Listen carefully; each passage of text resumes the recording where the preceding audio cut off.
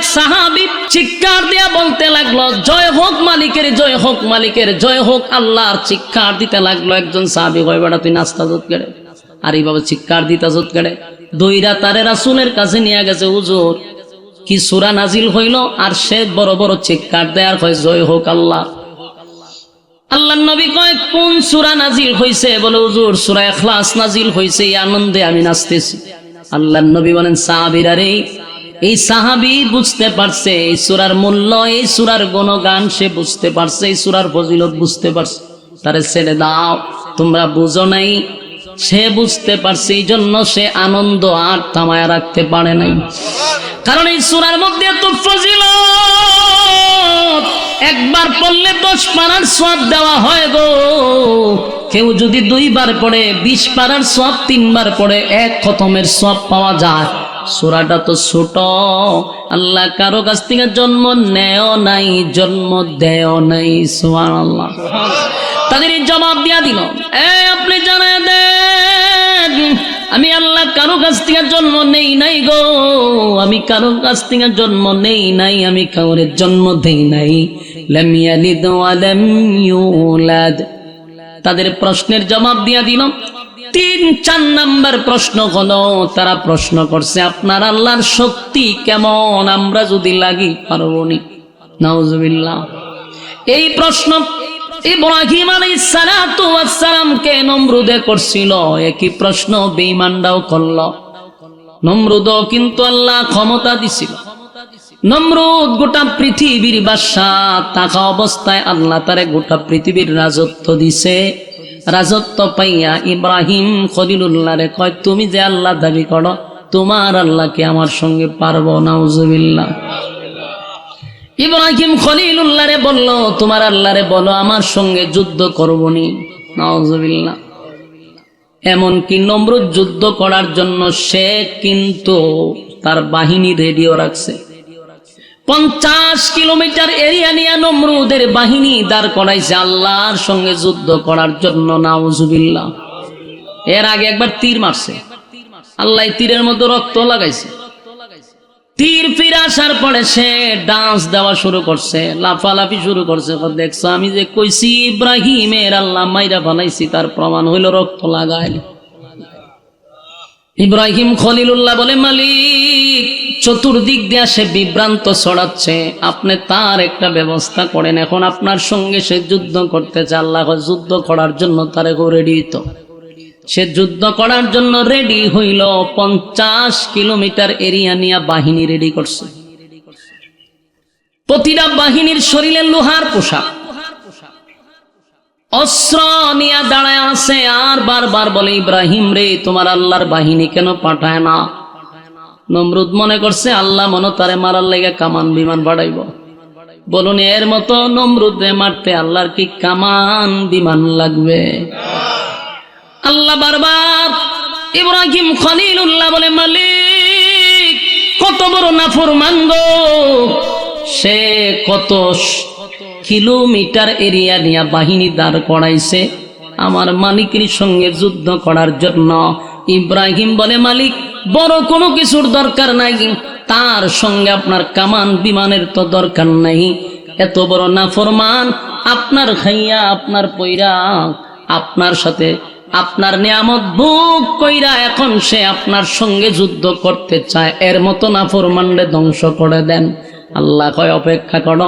কিছুক্ষণ পরেই নমরুদ কয়, ঘটনা কি, তোমার আল্লাহ বাহিনী পাঠায় না কেন? আল্লাহ কয়, ইব্রাহিম রে, তারে কো উপরে তাকানোর জন্য। নমরুদ দা উপরের দিকে তাকায়া দেখে কালো দুয়ার মতো শা শা করে নিচের দিকে খালি নামতেছে। নমরুদ মনে করছে কোন বাহিনী আসবে, কিন্তু দেখ উপর থেকে দোয়া আসতেছে। যত সামনে আগায়, যত কাছে আগায়, দেখে দোয়া না, এটা এক ধরনের জাকে জাকে জাকে জাকে মশা আসতেছে। বলুন, আল্লাহ কি তারে মারার জন্য কোনো বড় প্রাণী পাঠাইছে না সবচেয়ে ক্ষুদ্র প্রাণী? একেবারে ছোট্ট যেগুলার আমরা থাফায়া মেরা ফেলাই, ঠিক কিনা? এমন মশা পাঠাইছে। আল্লাহ কয়, বড় কিছুর দরকার নাই, মশা দিয়া তারে সাইজ করম। 50 কিলোমিটার এরিয়া, এটা সাধারণ কথা নয়। 50 কিলোমিটার এরিয়া বুঝতেছেন কত জায়গা। এখান থেকে ব্রাহ্মণবাড়ি হইব, আরো বেশি দূর হইব। এতটুক জায়গা নিয়ে শুধু খালি তার বাহিনী, সবগুলা লোহার পোশাক, আর আল্লাহ বাড়ায় যে মশা। নমরুদে হাসি শুরু করছে আর কয়, বলছিলাম তোমার মালিক আমার সঙ্গে পারবে না, দেখো মশা পাঠাইছে, এই মশা তো তাফায়ে মেরে ফেলাম। যখন মশায় আর ঢুকলো, সবার লোহার পোশাক পরা, লোহার পোশাকের ভিতরে সব ঢুকছে। তাফা দিব কোন সময়? লোহার ভিতরে ঢুইকা সবগুলারে কামড়ানো শুরু করছে। এটা দুনিয়ার মশা নয় যে শুধু রক্ত খাইব, এটা এমন একটা মশা, এটার ভিতরে ঢুইকা আপনার মাংস খাইয়া বলায়, পুরা শরীর জালি জালি করে লেছে। মাউথ পিসটা যে জালি জালি, এরকম শরীর জালি, সেকেন্ডের ভিতরে সব শেষ, জালি জালি করে বলে যায়। তা পাইব কোন সময়? কিছুক্ষণের ভিতরে 50 কিলোমিটার এরিয়ার সব বাহিনী জাগাত শেষ, মাটিতে পইরা সব জালি জালি হয়ে গেছে। বলুন আল্লাহর সঙ্গে যুদ্ধ করার মজাটা দেখছেন? মশা দিয়া শেষ করে বলেছে, কিন্তু নমরুদ্রে জালি জালি করে নাই, নমরুদ্রে ডাইরেক্ট মশায় কোনো স্পর্শ করে নাই। একটা মশা, অসংখ্য মশার মধ্যে একটা মশা হইল প্রতিবন্ধী মশা। প্রতিবন্ধী বুঝেননি? হাত পাও নাই, প্রতিবন্ধী মশা। আল্লাহ আপনি যে যারা পাঠাইছেন এরা তো অপারেশন করছে, কিন্তু আমার তো 2 পাও নাই। একটা মানুষ যে কামড় দিতে গেলে আমার দাঁড়াইতে হইব, এরপরে না আমার সুই ঢুকাইতাম, কিন্তু আমার ভাবই নাই।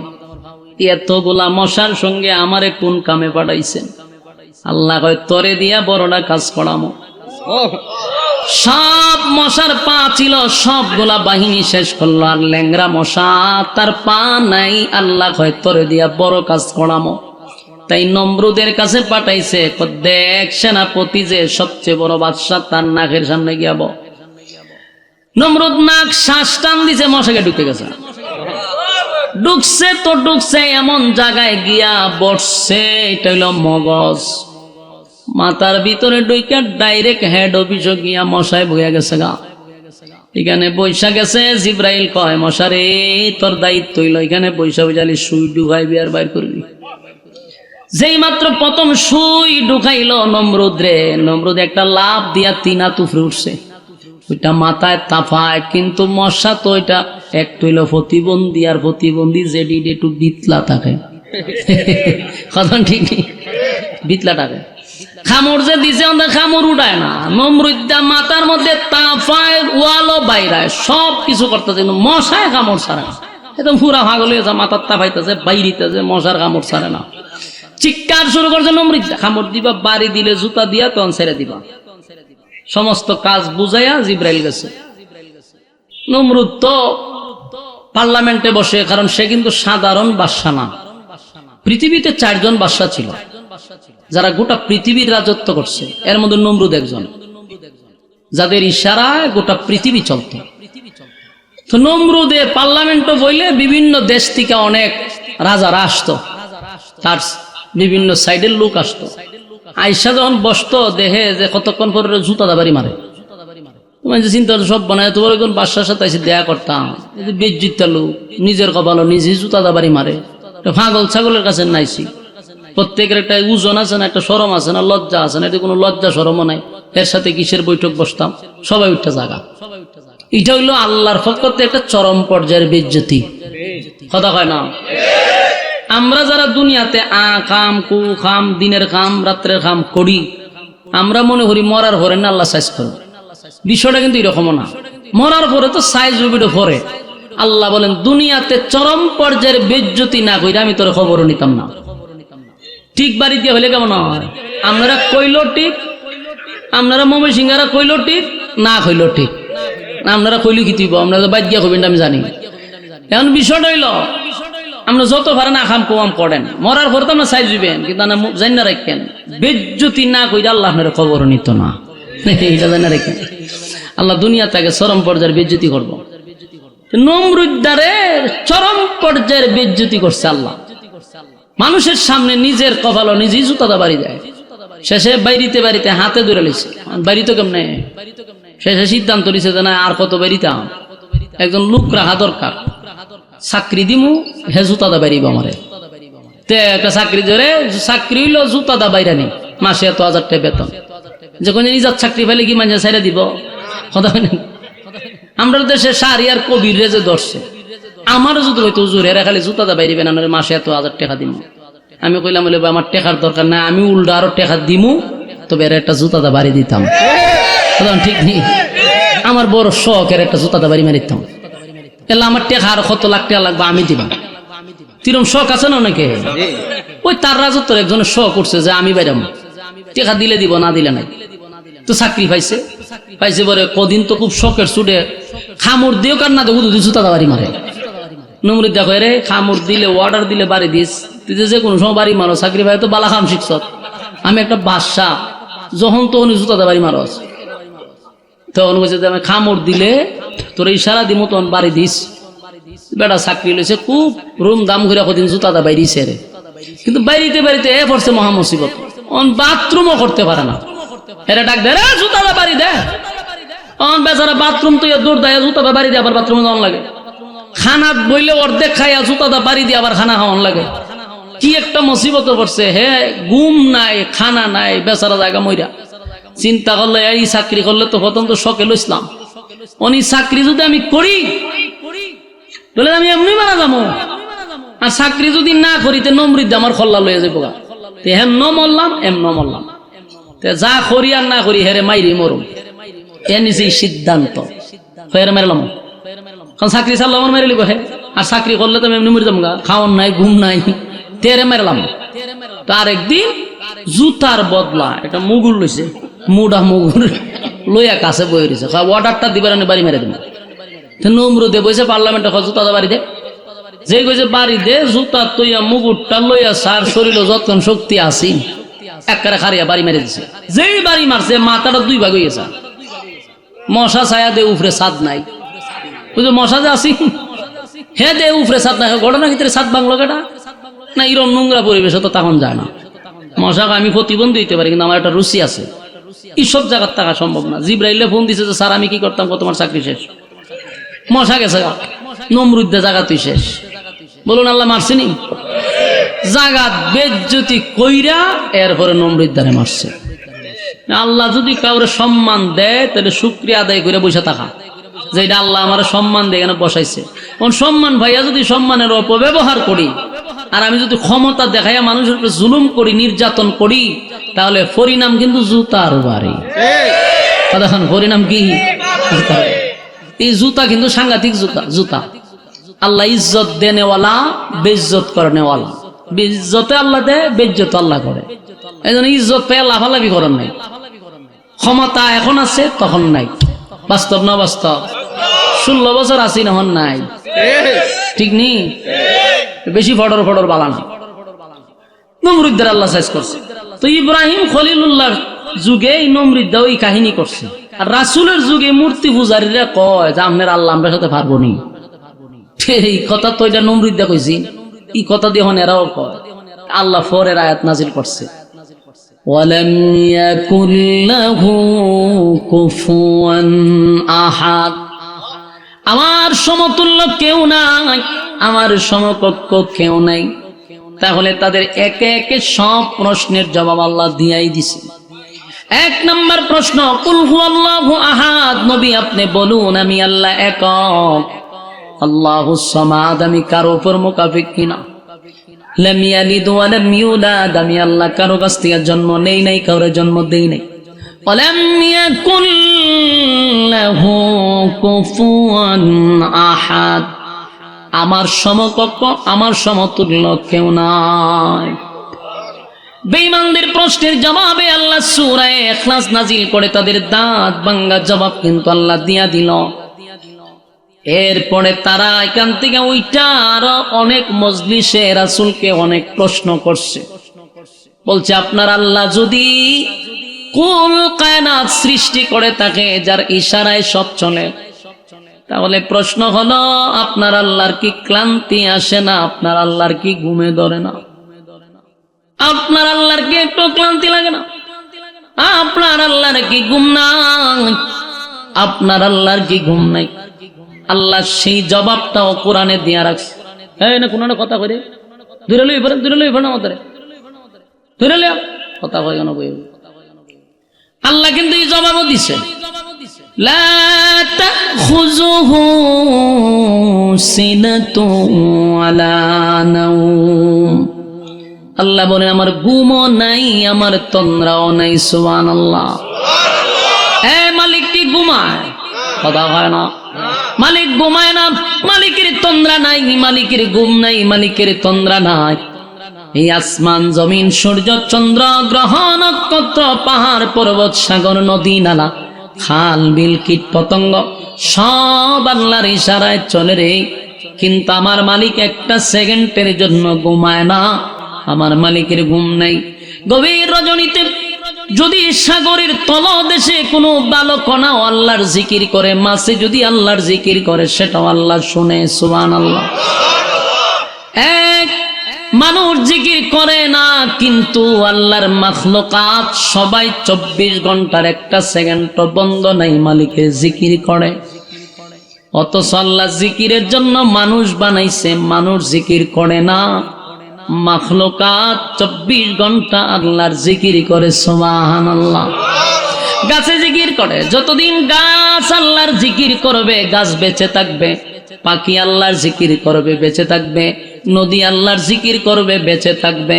জিকির নাই মরা নদী হয়ে যাবে, গাছ মরে যাবে, সব মরে যাবে। জিকির আছে যতদিন বেঁচে থাকবে ততদিন। প্রশ্ন হলো মানুষকে বানাইলো জিকিরের জন্য, মানুষ জিকির করে না তারপরও বেঁচে থাকে কেন? বলে মানুষের জন্য আল্লাহ জান্নাত বানাইছে, মানুষের জন্য জাহান্নাম বানাইছে। জিকিরের মাধ্যমে জান্নাত, জিকির নাই তো জাহান্নাম। পাখির জন্য জান্নাত নাই, গাছের জন্য জান্নাত নাই, নদীর জন্য জান্নাত নাই।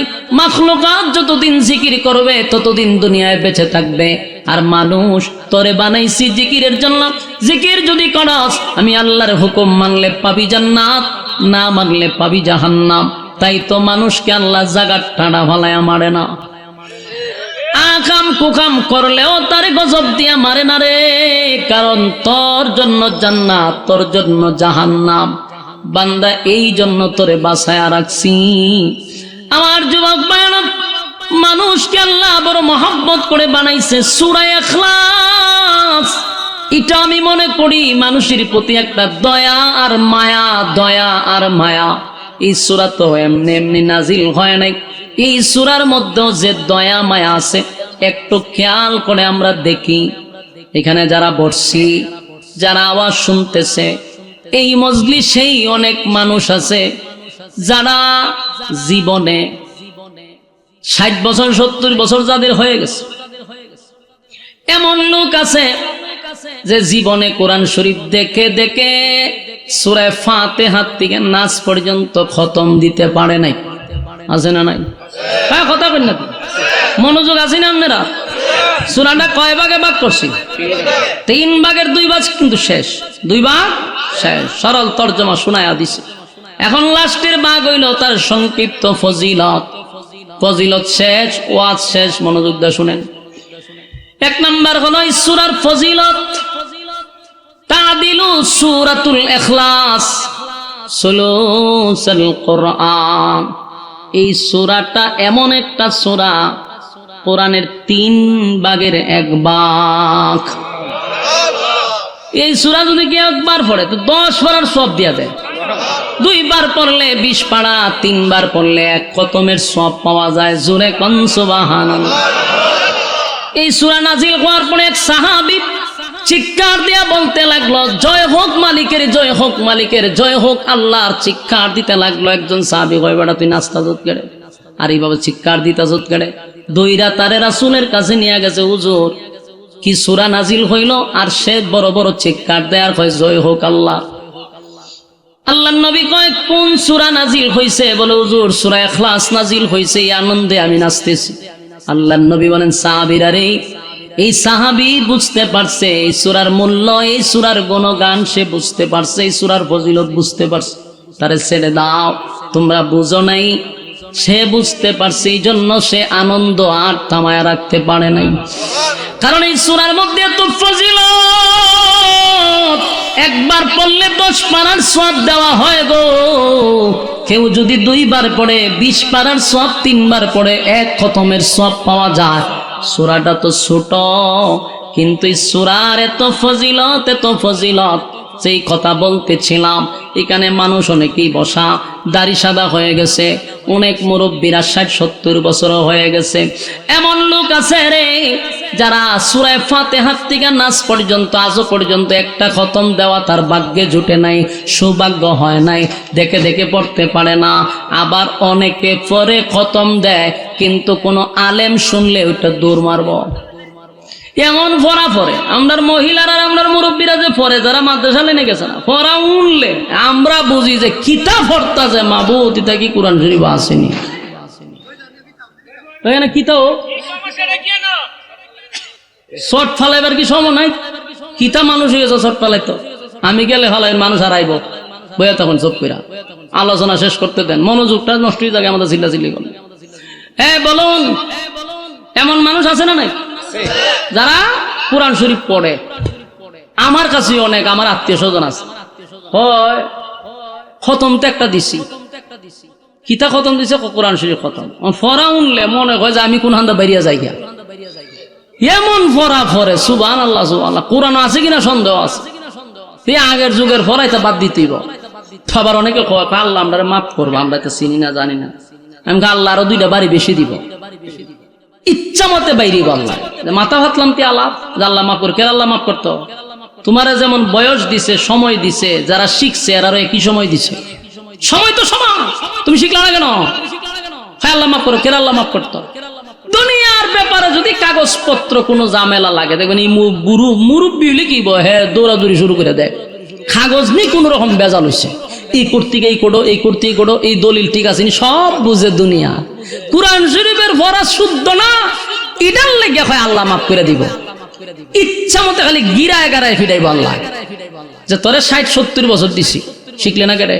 তুই যদি জায়গা সম্পত্তি সব বুঝস, কোরআনের ব্যাপারে খোঁজ করে আল্লাহ মাফ করে দিত।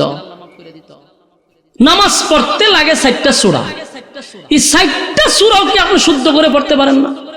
মিয়া আফসোস লাগে, সূরা ফাতিহা হলে শয়তান উঠে দৌড় মেরে দেয়। কি যে পড়ে আল্লাহ ছাড়া কি বলতে? নামাজ ভঙ্গের কারণ কয়টা? 19টা। এটা আমরা মক্তবের যে পড়ে, যে হুজুরের মাদ্রাসা আছে দেখবেন, এখানে তো একটা মাদ্রাসা আছে, মক্তবের ছাত্র নুরানির যে পড়ে আর জিগায় যে নামাজ ভঙ্গের কারণ কয়টা, কইব 19টা। তা প্রশ্ন হলো প্রথম কারণটা কিতা? কইবে নামাজে অশুদ্ধ পড়া। কথা কয় না? নামাজ ভঙ্গের কারণ প্রথমটা কি? নামাজে অশুদ্ধ পড়া, মানে প্রথমে আপনার নামাজ শেষ। আর আপনি দাড়ি উড়ি ফাঁকাইয়া আপনি তসবিলিয়া বইরেছেন জান্নাতের কোন দরজা দিয়ে আপনি ঢুকবেন, কারণ আপনি যে আমল করছেন চিন্তা করছেন আমি তো জান্নাতি, আর মানে আপনার নামাজ উঠতে হয়েছে না। আপনি যে 60 বছর নামাজ পড়ছেন, প্রথমেই নামাজে অশুদ্ধ, আপনার ফাতিহাই তো হয় না সূরা। আর আমরা যদি কবে আল্লাহ মাফ করবো, আল্লাহ মাফ করে দিত কেন? সময় দিছেন আপনারে? আপনি আরা দিন দোকানে বইবে বিড়ি খান আর গল্প করেন। আপনি এই সময় একজন হুজুরের কাছে গিয়ে কইতেন, বলে হুজুর আমার বাঁচান, আমার 4টা সূরা অন্তত আপনি শুদ্ধ করে শিখাইয়া দেন। না এডিতে কইতেন না, হুজুরে পারতেন না, আপনি খালি বাজারটা করে হুজুর আপনার বাবির কাছে বাজারটা পৌঁছাই দেন, হুজুরে অর্ডার দেয়। ইতা বিচার আমার কাছে বাজার করে হুজুর রে কয়, হুজুর এই ব্যাগটা আপনার বাবির কাছে দিয়ে করেন। কেন হুজুর কি তোমার ঘরের কর্মচারী? ফাইজলামির একটা সীমা আছে, আলেমদের সাথে চরম পর্যায়ের একটা বেয়াদবি করে কিছু কমিটি আছে না নাই? আপনার এলাকার কথা হইতেছে। গতকালকে মাহফিলে গেছি, ওই মাহফিলের এক মুহতামিম সাহেব আমার কাছে বিচার দিছে, হুজুর আমি মাইকিটা কয়ে দিয়ে গতকাল। আমি কেন হয় আমার মাসে শিক্ষক রে দিয়া কমিটি বাজার করায়, কই দুঃখটা তোর কইতে পারি না, সইতে পারি না, আপনি কয়ে দিই। এগুলো হইলো চরম পর্যায়ের বেয়াদবি, এগুলো এখন থেকে কন্ট্রোলে আনতে হবে। আমার মাদ্রাসা এক মুসল্লি কোনদিন ফ্যানটা অফ করেছেন হুজুর, আমি কইছি আপনি আর কোনোদিন আমার মসজিদ যাবেন না, অথচ এই লোককে আমার মাদ্রাসাত কইছিল 6 শতক জায়গা দিবে এবং কুটা মোটা দিয়া লাইছে।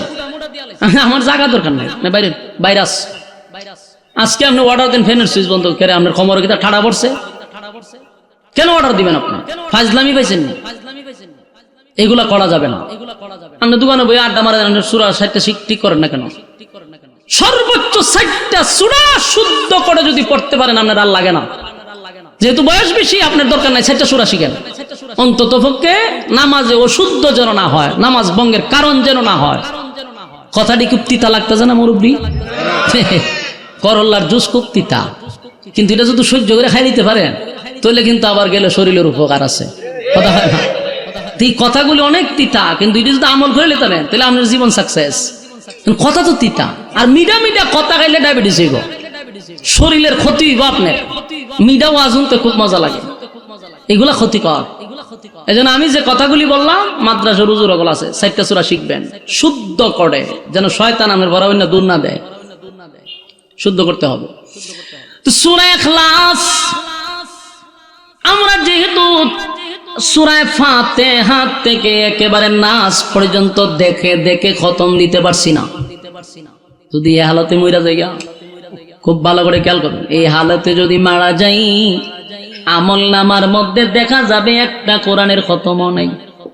আল্লাহ বলবে, বান্দা রে, আমি না কোরআনকে তোদের কাছে নিয়ামত স্বরূপ পাঠাইলাম, এই কোরআন পাওয়ার পরেও একটা খতম কোনোদিন দিলি না, তোর আমল নামায় একটা কোরআনের খতম পর্যন্ত নাই। তুই কত বড় হতভাগা, কত বড় কপাল পোড়া, কোরআন পাওয়ার পরে কোরআনটারে সুন্দর গিলাপ দিয়া ওই সুকেজের উপরে রেখে দিছে। এটা বছরে একবার রমজানও ফুটু দিয়া ময়লা টয়লা সরাইয়া এরপরে একটু দেহে দেখি কি আবার যে বান্ধা, তো এটা বছরের পর বছর যায়, কোরআন শরীফের গিলাপটাও দেয় না, টিভির কভার কয়েকদিন পরে পরে দেয়।